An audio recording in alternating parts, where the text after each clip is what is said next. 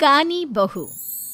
किशोरी लाल जी के बेटे राघव की शादी की बात जगह जगह चल रही थी, लेकिन किशोरी लाल जी को कोई लड़की पसंद ही नहीं आती थी। और उसकी एक ही वजह थी, किशोरी लाल जी का लालची होना। उनको लड़की वालों से मोटा दहेज चाहिए था और इसी चक्कर में एक दिन वो एक बहुत पैसे वाले के घर अपने बेटे का रिश्ता लेकर पहुंचे। उस आदमी का नाम था ओम प्रकाश। देखिए किशोरी लाल जी, मेरी एक ही बेटी है और मेरी सारी संपत्ति जायदाद सब कुछ मेरी बेटी नैना का ही है।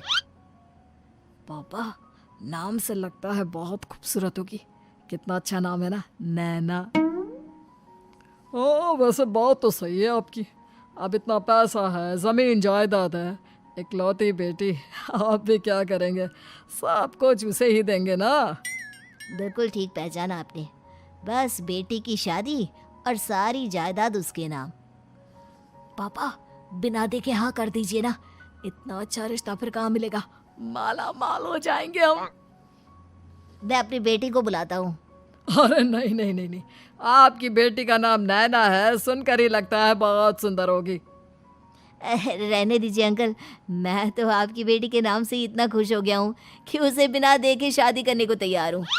अब तो मैं उसका चेहरा सीधे शादी के बाद ही देखूंगा। और इस तरह राघव नैना का चेहरा नहीं देखता और उससे शादी कर लेता है। शादी के बाद अपनी सुहाग रात पर जब राघव नैना का घूंघट उठाकर देखता है तो नैना की आंखें बंद थी। कितने खूबसूरत हो तुम नैना, जरा अपनी आंखें खोलकर मेरी तरफ देखो तो सही। नहीं, मुझे शर्म आती है।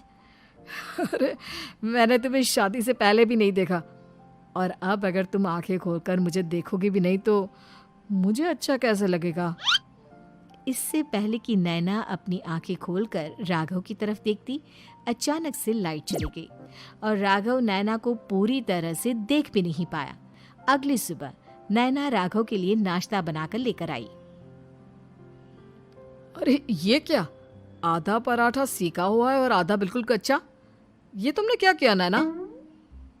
बहू, तुमने क्या आधा पराठा तवे से नीचे लटका कर रखा था, जो आधा सिका है और आधा कच्चा?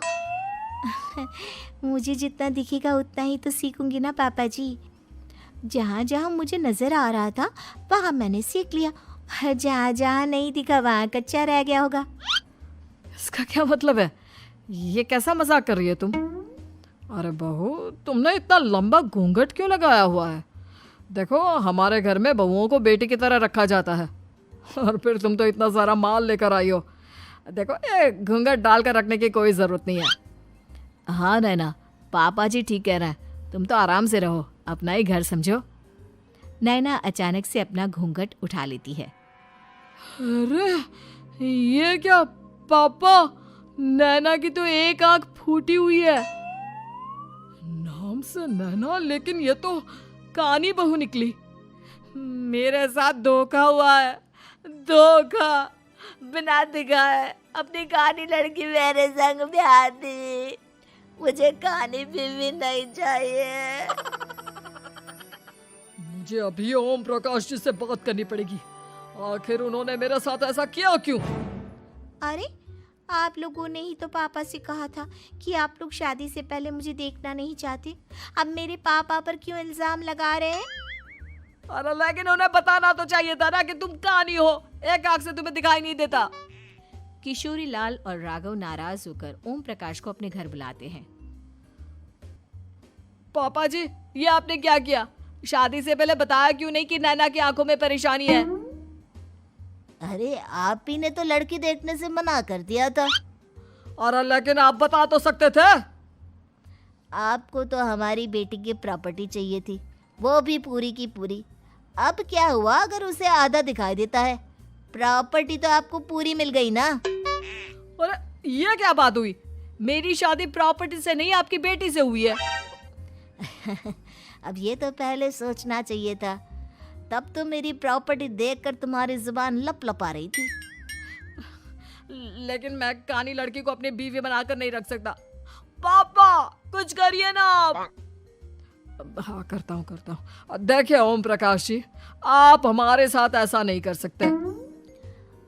और तुम देखो, अगर तुमने मेरी बेटी से शादी तोड़ी ना, तो जो भी प्रॉपर्टी मैंने तुम्हें दी है वो तो पूरी की पूरी वापस ले ही लूँगा, और आधी प्रॉपर्टी तुम्हारी भी लूँगा। अरे मेरी आधी प्रॉपर्टी भला क्यों लेंगे आप?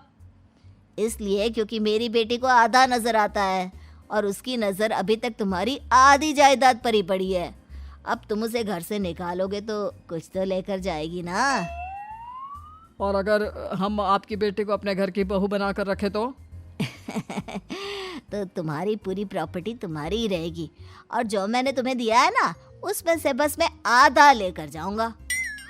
अरे लेकिन अब आप अपनी दी हुई प्रॉपर्टी में से आधी वापस क्यों लेकर जाएंगे? अगर मैं आपकी बेटी को अपनी पत्नी बनाकर रखने को तैयार हूं तो? इसलिए ताकि भविष्य में अगर तुम मेरी बेटी को धोखा दो तो उसके पास कुछ तो रहे जो पति का हो। वैसे मेरे पास तो बहुत कुछ है, लेकिन अपने पति की कोई निशानी तो उसके पास होनी चाहिए ना। अब अगर तुमने मेरी बेटी को कहानी कहा तो तुम्हें प्रॉपर्टी भी कहानी ही मिलेगी, पूरी नहीं। जमाए राजा। किशोरी लाल और राघव समझ चुके थे कि वो बुरी तरह फंस चुके हैं और अब उनके पास वहां से निकलने का कोई चारा नहीं है। अब समझ में आया ना, लालच बुरी बला होती है। एक तो तुम्हें प्रॉपर्टी मिली, ऊपर से बीवी मिली, उसमें तुम्हें नखरे भी दिखाने हैं। आए बड़े, चुपचाप बैठो दोनों। कुछ दिनों के बाद नैना राघव की कार लेकर बाजार घूमने निकलती है और जब कार लेकर वापस आती है, ये क्या? एक तरफ से मेरी गाड़ी पूरी खराब हो चुकी है। लगता है तुमने मेरी गाड़ी को किसी दूसरी गाड़ी के साथ एक्सीडेंट किया है। अरे अरे कितना बड़ा नुकसान कर दिया तुमने बहू। वो क्या है ना पापा जी, मुझे एक आंख से दिखाई नहीं दे रहा था, सामने से गाड़ी आ रही थी। मुझे तो सिर्फ आधा ही दिखाई दिया और वो गाड़ी मेरी कार से रगड़ते हुए निकल गई। अब मैं क्या करूं बताओ? आप इसे ठीक कराने के पैसे कौन देगा? तुम्हारे पापा। तुमने मुझसे इस तरह से बात की? अभी रुको। नैना राघव की शिकायत ओम प्रकाश को कर देती है। देखो राघव, अब जो मेरी आधी प्रॉपर्टी तुम्हारे पास थी ना, उसमें से आधी और मैं लेकर जाऊंगा, क्योंकि तुमने मेरी बेटी को डांटा।